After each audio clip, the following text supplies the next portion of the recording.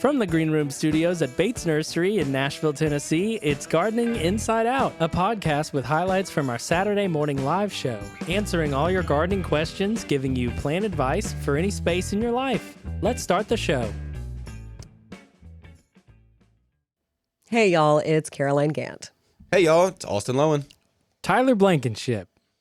We are all back after a wild Christmas party event. Oh, was it so wild? It was wild. It was so wild. It really wasn't all that wild. We had our staff Christmas party here at the nursery this past weekend. And it was great. And you did a lot of work to make that happen, didn't you? I did. I hung a lot of lights with the help of Tyler over there. Yeah, you and Tyler both did that. Mm-hmm. A lot of effort went into the Christmas party. You helped me take it down, which was great. I did. We did that today. We had a disco ball.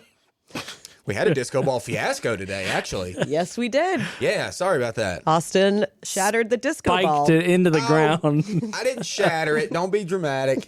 It just broke a little. It still works. It still spins. So we'll have that disco ball back up next year. It just won't have quite as much shine. It's got a story behind it now. Okay? A really epic story of me up on a ladder and doing something stupid. Yeah, after I'd said, don't you dare do that. Yeah. You did it. You did it, and it happened. But the Christmas party was great. It was. It was a hit. It was a cozy little spot back there in the greenhouse. It was actually raining, but we were undercover, so that was fine. So the noise of the rain was nice with the Christmas lights and the tables, and the food was good. Everybody was happy. It was great. I loved it. Successful Christmas party. But you know what? We're all back here. We're back at the nursery. Back at work. Got to get back into plants. That's right. No more partying. Just kidding. We party 24/7 here with house plants and outdoor plants. Speaking of 24/7 partying, I'm just calling it right now. Shasta daisies as a perennial are not deciduous. They party all year? They party all year. They stay up and green. Y'all, we saw what we see, like 15 degrees or something not too long ago. A couple days, 5 days ago or something like that. They're still up and clean and green and no mush in sight. Yeah, that's what I've talked about with my Stokes aster. Mm-hmm. It stays up through the winter. The leaves look great, hold their green. Yeah. I love it. We were just talking about, before we started this, our butterfly bushes. We have two different scenarios. So I planted mine in the ground 2 or 3 weeks ago. And what is it called? Cascade? Grand Cascade. Grand Cascade. Uh-huh. It's stunning. And it's in the ground. I watered it in once or whatever, and I haven't watered it since, so it's fine. But and then you have yours. I have two on my driveway still in pots that I have not watered that were bone dry when temperatures out in our neck of the woods dipped down to 13 degrees. Yeah, it got cold. And they both look fine. They both look fine. I was shocked. I know. Mine in the ground, yours above the ground. Doesn't matter. The leaves still look okay. What's up with it? It's weird this year. Same with my climbing asters that I just purchased. The plant world is magic. That's all it is. Mm-hmm. You don't have to think about it any further other than magic. Yeah, that's right. Tyler, you had a big weekend. I did. Yeah. I represented Earth Mix at the Tennessee Local Food Summit, and I mentioned that last week, and everything went off really well. Mm-hmm. Most importantly, you brought us back a plate of food. He did. The food was amazing. Thank you, Tennessee Food Summit. And thank you, Tyler. Thinking of your friends, bringing us home food. Yeah. That was great. It was just so cool to get plugged into, and now we've been doing this for 3 years now. Just there's so many vibrant faces and organizations behind our local food web, and anywhere you might be listening, these people are a vital part of the local food and restaurant and farmers market scenes. And it really gives insight into the little guy and the struggles that they're up against in trying to find funding and trying to get education, get grants, become more sustainable, certify themselves as organic.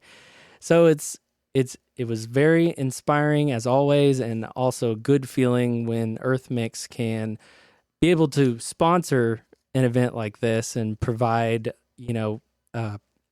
hotel lodging for speakers and, help things go smoothly. So yeah. That's a great thing you went to. It is. You meet some nice farmers. Farmers are so nice. Yeah. I did. Oh, I love a good farmer. Did. Yeah. Shout out Caney Fork Farms. Hey, Caney. I got to talk with them, got some honey, got a phone number. So I could be like, nice. She's like, you got a honey if you, oh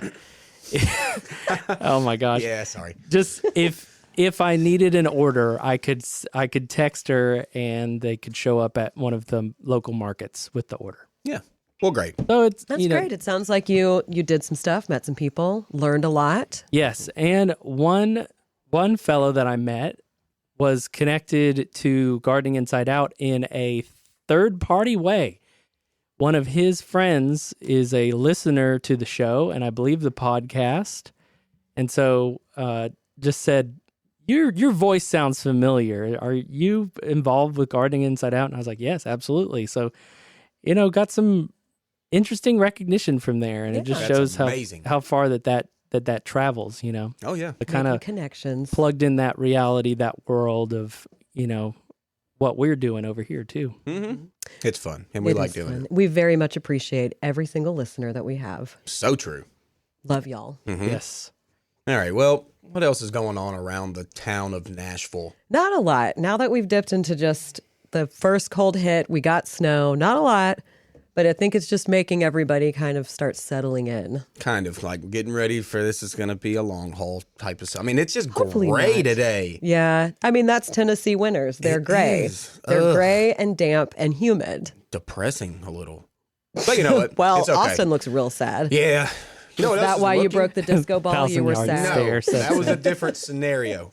You know what else is looking a little bit sad, but in a good way, a normal way. Okay, let's talk about the wintertime, what happens with plants sometimes. Specifically, arborvitae and boxwood. The bronzing. The Bronze Age of winter. The That's what happens. Bronze Age of winter. It just came out. I love that. Yeah, but that's what happens, y'all. So when it comes to arborvitae, they're going to bronze up over the wintertime. They almost look like they're dying. I mean, like literally, we get this question a lot. Like, why do my arborvitaes look like they're dying over the winter? Mm-hmm. They're not. They're just going a little bit off color. I love They're the tired bronzing. of it. I'm okay with it. I mean, You don't love it? no, It's like I an would not say I antique-y love look. it. Like with boxwood, some of them turn like almost a fluorescent orange, Boxwood is which weird. is crazy. Yeah. Uh-huh. Fun fact about boxwood is that it bronzes in the wintertime as well. Some varieties are a little bit different than others, but the typical boxwood bronzes a little bit more if it's in more full sun. If you have a boxwood that's in heavier shade, they don't bronze near as bad. Really? Really. Interesting. I know. My green velvets out front are starting their annual bronze, though. They're in a good full sun environment. And yeah, it's starting. You love starting boxwoods. to annoy me. Yeah, but this is the worst time for boxwood, not the best. Mine look fine. Oh, cool. And like Shannon the boxwood did pass away fully. So RIP, second time around, Shannon the boxwood is officially gone. So Caroline named her boxwoods because the landscape specialist here on the lot bought her boxwoods for her birthday one year because she needed some space filler out there. I didn't have any boxwoods, and I was starting to appreciate them. Before I started working here, I did not like them. Now I love them. So I have a boxwood named Tyler, Kev, which is Austin, That's me. Adam, Ben. Had one named Shannon. It died. Replaced it, and it died again. And Ben also, as our listeners know, if you've been listening or watching the show for a while, you know Ben the boxwood got a flat top from my husband about a year ago. So that boxwood is a little bit behind the rest of them. Okay. But the two of you, Tyler and Kev, plus Adam, all look great. All the same size, all uniformed. Love that. They do look really good. And they're framing a little tree form panicle hydrangea. Love that look. Yeah. Tyler, you don't have any boxwood, do you? No. Okay, we need to change that. Oh, you already tried this with tomatoes. And I did. And guess I what? know how And that guess went. what? I'm not growing tomatoes next year. Yeah, you will. What? Nope. But you loved the green tomatoes that you roasted. You loved them so much and talked about them that I roasted some in my air fryer because I've harvested a ton of green tomatoes right before the freeze, and they're so good. I've been eating them all the time. Yeah. Green tomatoes are great. Oh, at our Christmas party, they had fried, green, tomatoes with the little dollop But of I'd something. really only had fried Aioli. green tomatoes, but I never thought about just roasting the tomato. Yeah. And I did it. I need to- Because of Tyler, because of the tomato saga Okay. that Tyler went through. Yeah, you'll be I growing discovered tomatoes again this year. something And we're going to get you on the boxwood train. We're going to at least get you one or two out there. We'll get you something weird. you're gonna be right? like No, us. no. And we're also going to Tyler. get you in a flannel at some point this winter. That's true. You're weird about flannels. No, man. No, don't flannel me. Tyler, you do have a new jacket on today. And it Flatter is me. Don't spiffy. flannel me.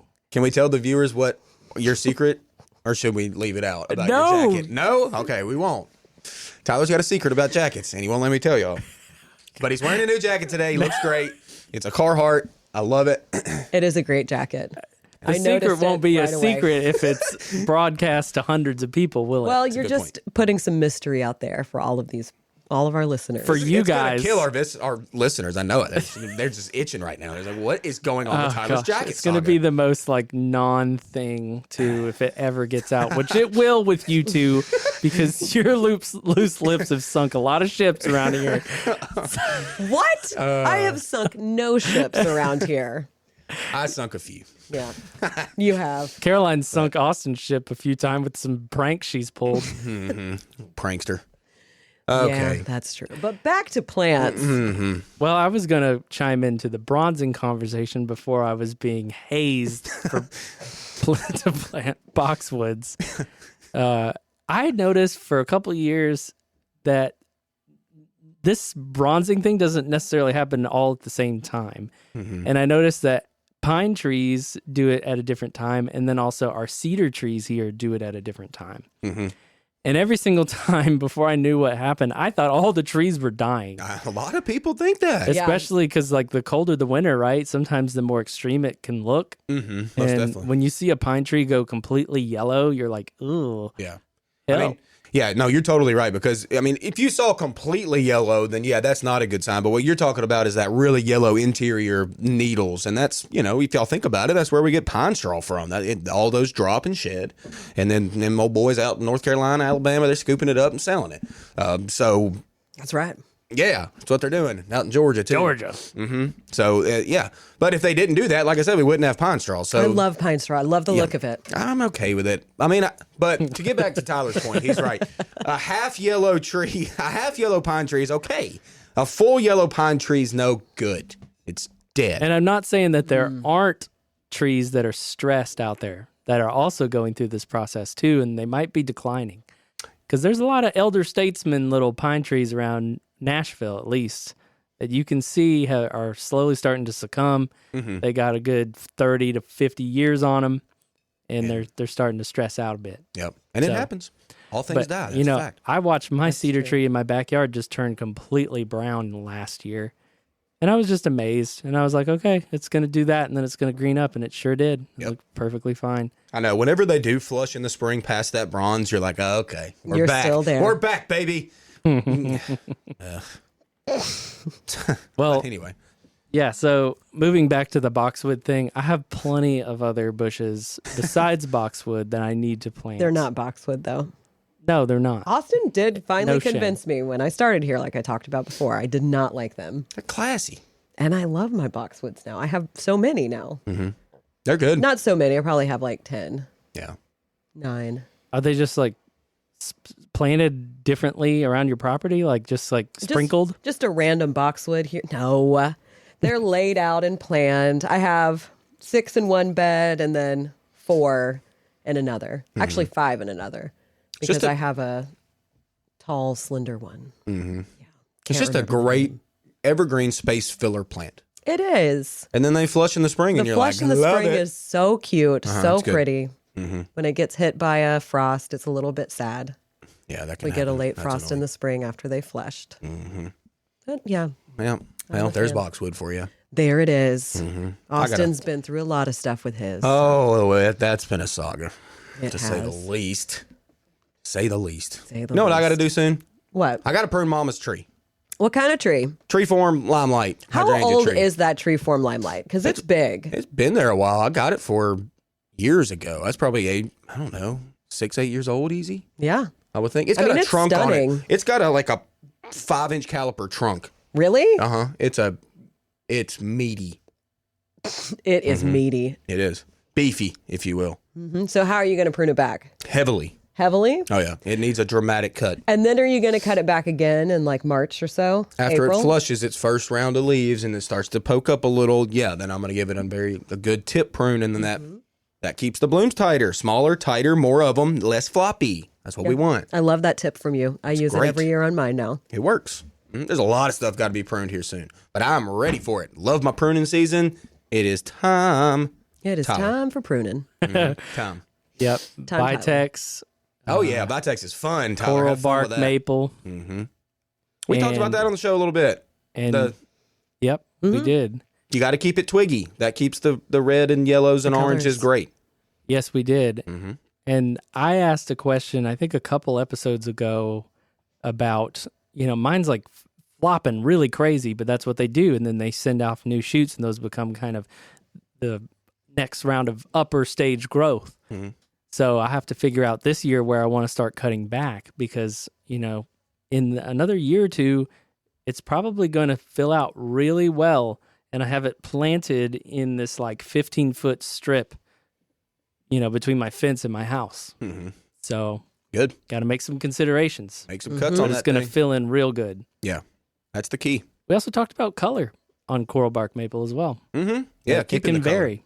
It can certainly vary, most definitely. Yeah, I'd say right when this cold weather started kicking in, mine went from like a yellowish green to red. Yeah. And I'd never really seen that uniform red on it before, so it's really cool. That sounds It was a nice. surprise. Yeah, the cold weather really draws out that red.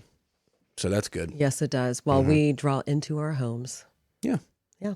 And we draw into this episode. And we draw on into this episode because I bet y'all are dying to hear what all we talked about. It was good. It was lively. I mean, they're always lively. Lively. They're always lively when it's this group of fun and exciting plant knowledgeable people. So let's do it. We've got our regular crew here for this episode. Let's dive on in. Do it.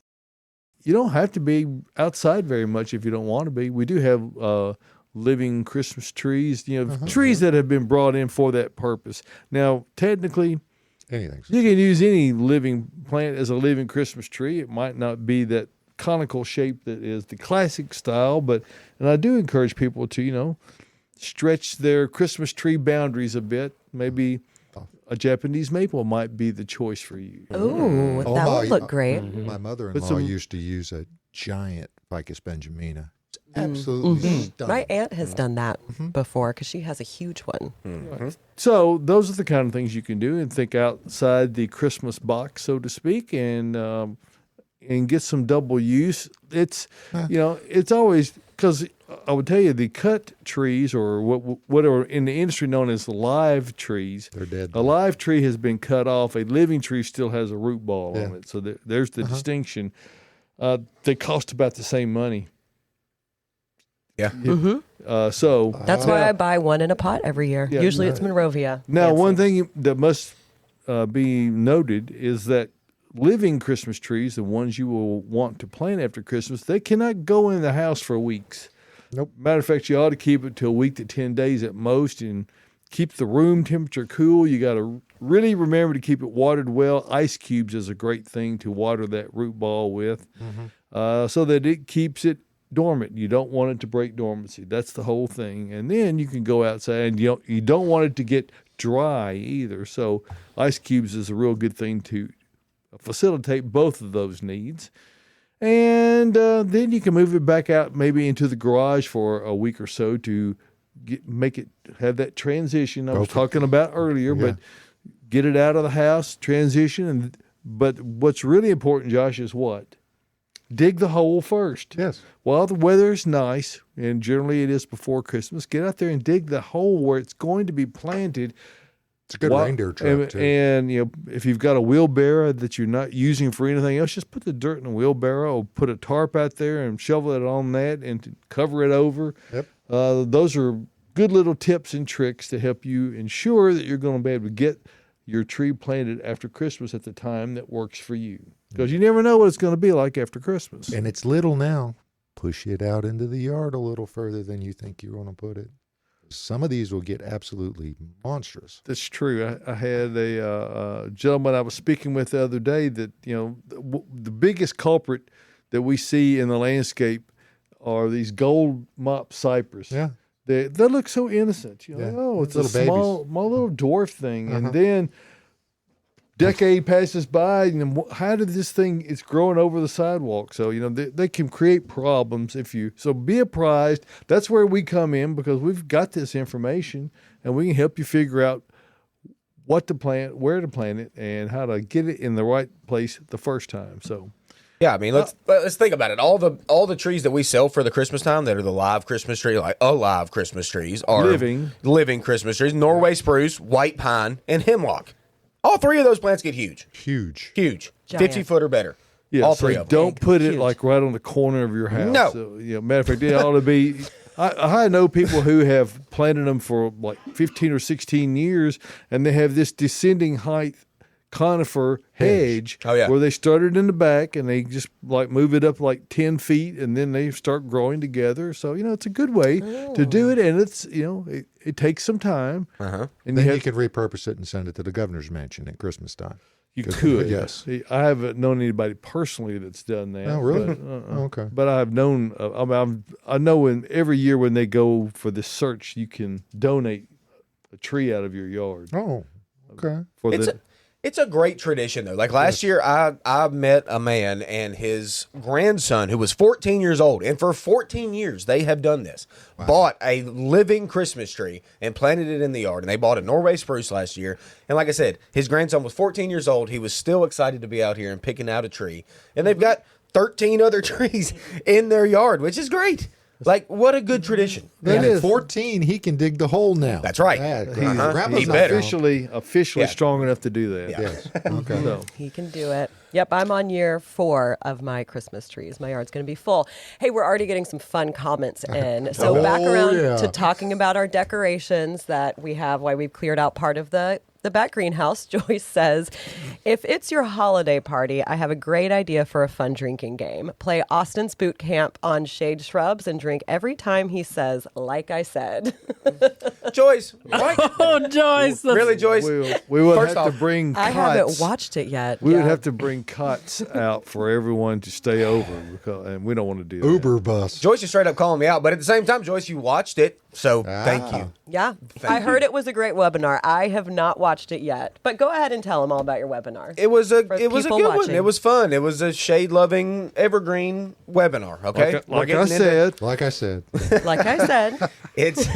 Well, there's only one person there. Who else would have said it? I know, Like and I now I'm said. self conscious about it. don't Thanks, be Joyce. self-conscious about it. It was good. Yeah, I it's a mean, great it webinar. was a good webinar. Yeah, almost talked for an hour. An hour just goes. We're getting into webinar season, y'all. So if you haven't started watching our Bates Botanical Boot Camp webinars, they're good. It's just we just give y'all info. We just nerd out on plants. We do. We talk about outdoor plants, house plants, composting, all of the, we cover all the topics. If you have something that you would like us to cover, you can always email us that or just DM us and let us know. No, are we still doing it where you can have people live to do questions in during the broadcast when it's being recorded? Are we still doing Yes, it that we're way? going. Okay. We're doing that, but we're going straight to YouTube now live instead of Zoom. I got and you. we've scheduled. Right now, there's nothing scheduled. That was the only one, but we are going to schedule more. We're getting ready to schedule our schedule to schedule more. That's right. And No point in so putting it that off. whenever those No. are scheduled, Like I that's said. where they will be broadcasted live to you to watch. You can also and always comment. watch the old ones too. So yeah. you don't have to watch they're it live. great. We archive everything. Right, and we have a whole cast of characters Oh, we do. Also, on there. Yes. Renee has even done a few webinars. She did has orchids, indeed. and I She believe has she did indeed, yeah. amaryllis as well. Yep.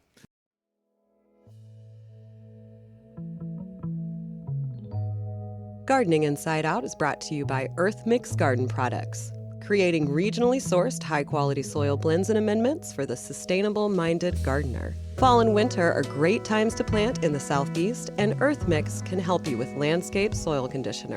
Mix landscape with your native soil to feed all winter long. Added mycorrhizal fungi help your plants get established faster and increase hardiness through the year ahead. Visit earthmix.net for more information and retailers near you. Remember, success begins at the ground level when you use Earth Mix garden products.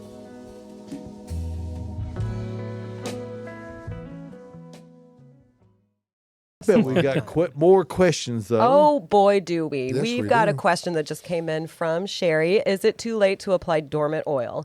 Also, my tree still has leaves at the top. If I can apply it with, can I apply it with leaves? well, the key with dormant oil is the word dormant. We want it to be dormant, and your leaves are probably like if there's a few leaves at the top and they're like crispy Not and really about gonna- to fall not gonna off. matter. Not gonna matter if you do that. So yeah, I mean, if you want to go ahead and get your dormant oil on, go ahead and do it. It's that time. I mean, you might even do it twice over the winter time. It doesn't hurt. And today would be a really good day because it's not too cold. Not really windy.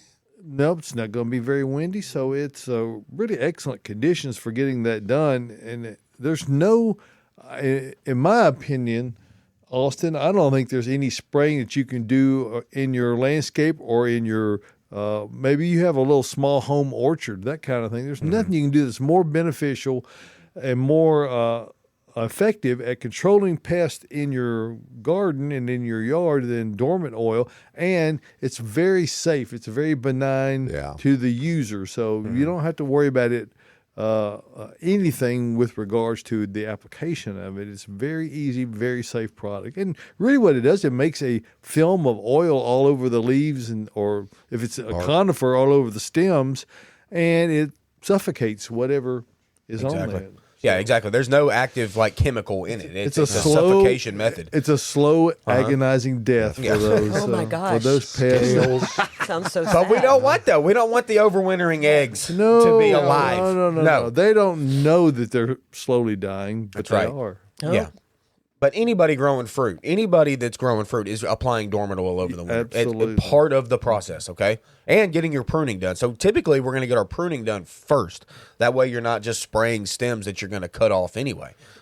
Prune your fruit trees first and then apply the dormant oil. There you go. Wonderful. You know all about that. Yeah. You also know all about hydrangeas. Yes. And we have some hydrangea questions. Yay. Imagine that. Big leaf hydrangea has frozen leaves that are shriveled. Yeah, they do. Oh no. Should I cut stems and or remaining blooms? No, the big leaf hydrangea is one we don't cut. Y'all don't do it. You can strip those leaves off because they look awful. We've got a ton of big leaf hydrangeas in the bait stream right now, and they look so bad. You just want to go in and strip off every leaf because the leaves look horrible. But that's okay. It's part of it. The leaves are going to look horrible this time of year. If you want to go in, strip the leaves off, you can do that. Leave those sticks up, all the way up. Don't cut anything, okay? I know, y'all, they look bad. The dormant sticks look horrible. That's just part of it, though. You got to leave them up. But if they you look, bloom off of those old sticks. If you look carefully, you'll see those buds. little buds right there on them. You have to look carefully, though, and but they are there. If you cut that off, guess what? No buds. That's right, and that's part of your bloom set next year. So you're lessening that. The reflowering types would indeed reset buds, but if you don't want to lose the first one in the spring, so don't cut those. Leave them up. Yep. Leave them up. Okay. When should I prune my incredible hydrangeas? Anytime from now until they crack in the spring. Yep. I mean, literally, it's time. They're dormant. I know I've got them at the house. Mine are dormant, and they're just showing sticks. And this is where it's worth giving just a little bit of explanation, Austin, about the difference between, you talked about the big leaf hydrangeas, the macrophylla, and the incredible hydrangeas, which is an Annabelle cultivar. Arborescens, thank you. Yep. And so why would you not prune one now, and you definitely would want to prune the other one now if you could? It's because of the wood that they bloom on. Okay, so if you cut the big leaf hydrangeas, like we just talked about, if you cut those, you're getting rid of buds that are going to produce flowers, okay? They've already set. They've already set, yeah. So the Annabelle types, the arborescens types, which is your Incredibles or your Annabelles, like David grows, those bloom off current year's wood. So you could literally cut them to the ground. They would send up sucker sprouts from the ground, very brand new stems, and they would still bloom off of those stems. That is actually what we do at my house. We cut them to, maybe 6 inches from the ground every year. Just clear cut them. Yeah, some people hate the sticks so much over the winter that they do that. They just clear cut them to the ground and they come back. I've got Incredible, like I said, for the past 4 or 5 years now. And those sucker stems are amazingly vigorous. Like, they come from the ground and they get taller than the actual stems that were on the other sticks. Does that make sense? And the great thing about doing that, cutting nearly to the ground, is that's the only time you have to trim them the entire season. Exactly. You cut them then once a year. That's it. You're done. And we saw a photograph. I think your mom had a patio tree in her yard that you cut back severely. And while it is true, it may reduce the size of the flowers that come out on it. What you gain in those, you get a lot more numbers of them and much more dense branching. They're much less susceptible to laying over and getting weighted down with water into the summer when we have these thunderstorms, that kind of thing. Now, just as a suggestion, you guys are experts, obviously, and you deal with this. Folks, go out there and buy a little leather book, one of those little blank books. Make yourself a little journal on some of this kind of stuff because it confuses me every single year. What hydrangea do we cut and which ones we don't cut? So you just make a note first time and you know what. I'm pretty sure Austin's got a webinar out there He does. somewhere He about does. that. You can Like I watch said- Hydrangeas 101.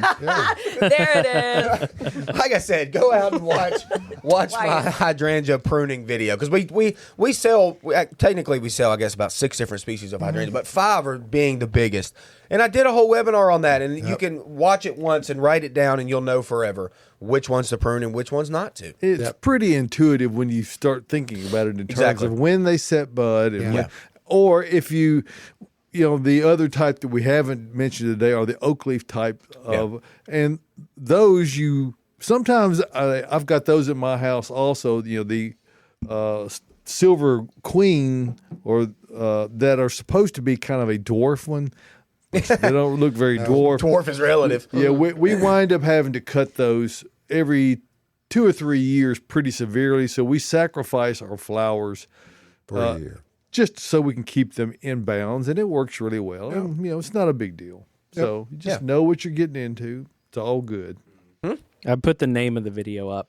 Thanks, Tyler. Wonderful. Hydrangea Pruning Masterclass.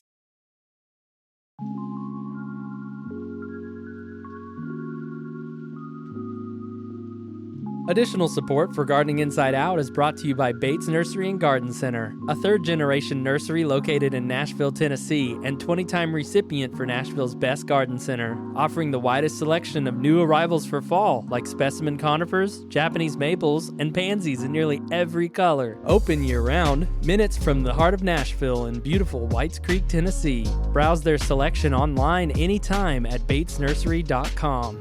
Bates Nursery and Garden Center, beautifying Nashville since 1932.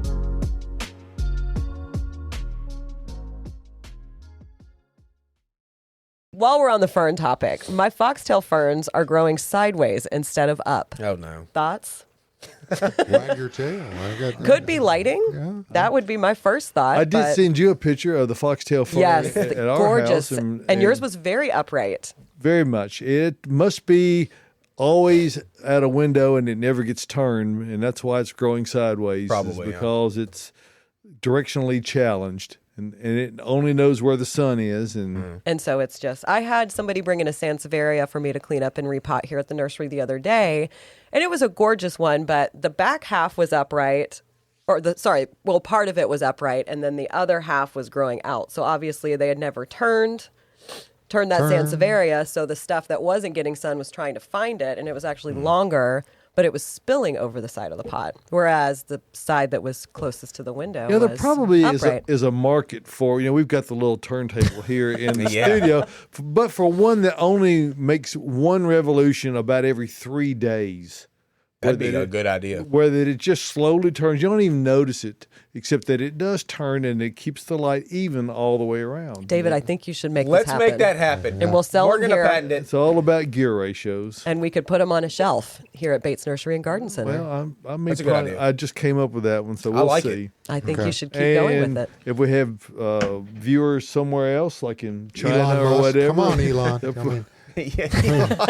on. We're going to get it in here. Don't take that idea. Yes. We got a lot of live questions coming in. So back around to talking about rhododendron. Joyce says, my rhododendron are sad and I don't see buds. They are in the best soil, well draining and amended. I hope they are just too new. Well, I mean, a new rhododendron is kind of slow to take. That's just kind of how it is. Azaleas are the same way. Very fibrous root system. If you don't get a bloom set on this first year, don't be surprised. Yeah, don't panic. No, don't panic at all. I mean, make sure those leaves stay good, Joyce. As long as the leaves are okay now. We're not trying to really, with a new plant, it may not set bud for the first year. We're shooting for life Exactly. the first year. Yes, we are. Keep it alive through the first winter. So I've mentioned that I have planted a lot of rhododendron. I planted 5 in a row, and they sat the same size, not blooming, for 3.5 years. Then they finally bloomed. They didn't grow at all, like height-wise. Then they finally bloomed on the 3rd to 4th year, and then 3 of them died. Oh. So then I transplanted the 2 that survived to a shadier spot. Those are still with the living. They bloom every year, but they have not gotten any bigger. It it's wild. But at least I still have them. Rhododendron are just a mystery here in Middle Tennessee. They're just slow to get there. Okay, let's be patient. Let's all grow a We're 7 rhododendron, years but in. let's be We're patient. 7 years into these. That's going to take rhododendron. the rest of your life. Yeah. We might get Enjoy a the couple ride. inches. Yeah. I'm going to buckle in tight. And then talking about Japanese maple. So Emily Boyd said, greetings from Clarksville. Yes, the stems are beautiful. It's just sitting by the fence now so I can see it. Permanent home will be more open. Nice. So yes, Joyce will be moving that to a spot where it can really grow. Emily. And then Annette is asking, do you think that aging stops the color from being as vibrant? My coral bark is at least 25 years old, and I have noticed it just doesn't turn. Yes. Yeah. This is extremely common. The older wood that's on your plant will not be as vibrant red. The small twiggy stickies are the ones that go the most vibrant. So, Twiggy sticky. yeah. This Twiggy is sticky. and this is one of those. This is one of those trees where that if you've got it in the right spot and you want to, you can take loppers and cut it back severely and let all that vegetative green growth. It'll be green stems coming up out of it. It'll dramatically change the shape of it, but you got to do something to stimulate new growth. Yeah. When they grow the red and gold twig dogwoods that are grown out in fields, they bush hog those every year. Wow. To force them to push all new growth, because the same thing happens to them. Once that wood gets woody And old. once it gets that brown look to it that has bark on it, they'll never change again. So you need to keep regenerating new growth. Yeah, most definitely. And that's, yeah. What are you laughing at? Joyce What? is just commenting left and right, and Joyce I'm is all really about it. loving them. You guys need to get on. If you're not on the Gardening Inside Out Facebook page, get on there. We have a lot of comments and questions coming in. Yep. Keep it rolling. Sheila, I will, Tyler. Sheila is asking, let's talk pansies. I am Sheila. hoping mine will survive through the winter. They are tall and lanky. Can they be pinched down to promote density? Most definitely. Most definitely, Sheila, you need to do that. And go ahead and do it now. Like, Yeah. if you got to cut the leg out.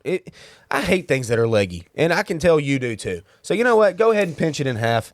You're probably not going to see a ton of regrowth unless we have some kind of warmer days, and, We will. When we will. Yeah, it was nice, sunny, warm days. You'll see a little bit of growth. But let's go ahead and cut that leg out.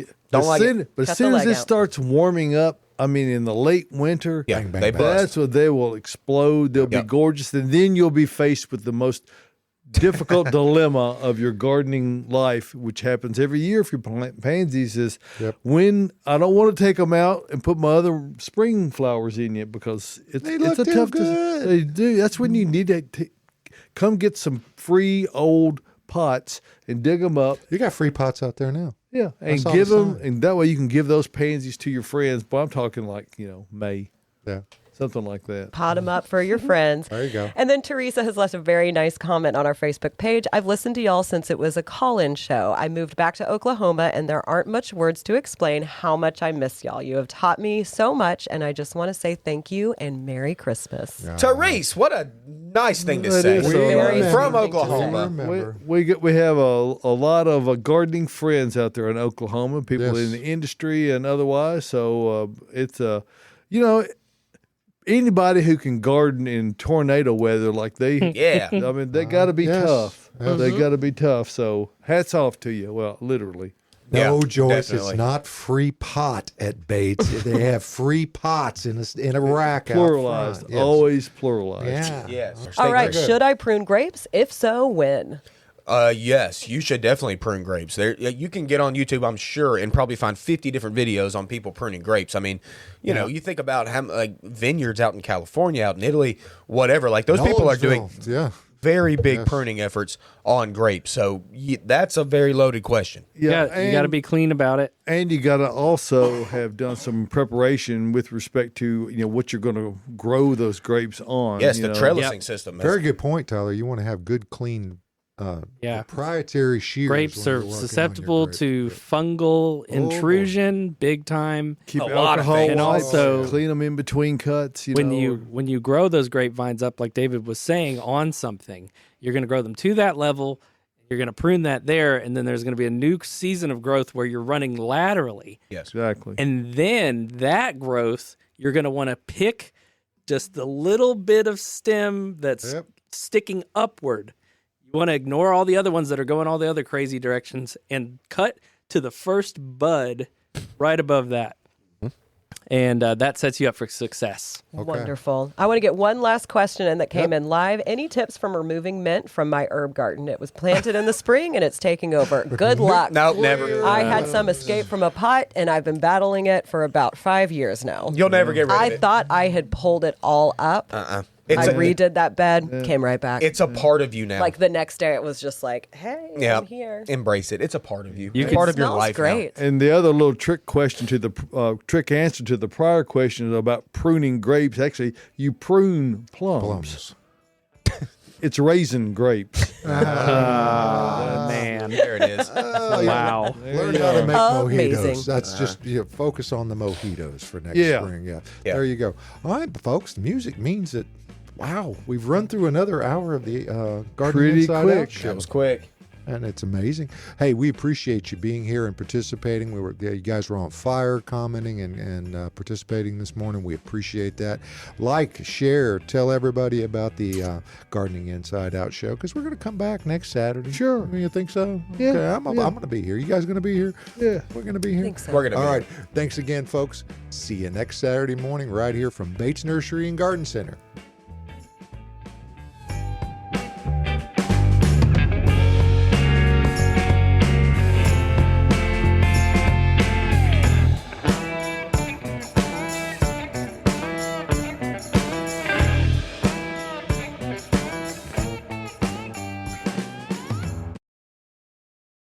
Thank you for tuning into the Gardening Inside Out podcast. If you're looking for more information or more from your hosts, don't forget that we have a live Saturday morning broadcast, 8 a.m. Central Time on YouTube and Facebook. You can also follow us on our Instagram channel. That's @Gardening Inside Out for more posts, reels, and in-depth dives to topics and things we've discussed on the show. If our content resonates with you, consider giving us a follow, like, and subscription on all of our social media pages. See you next time.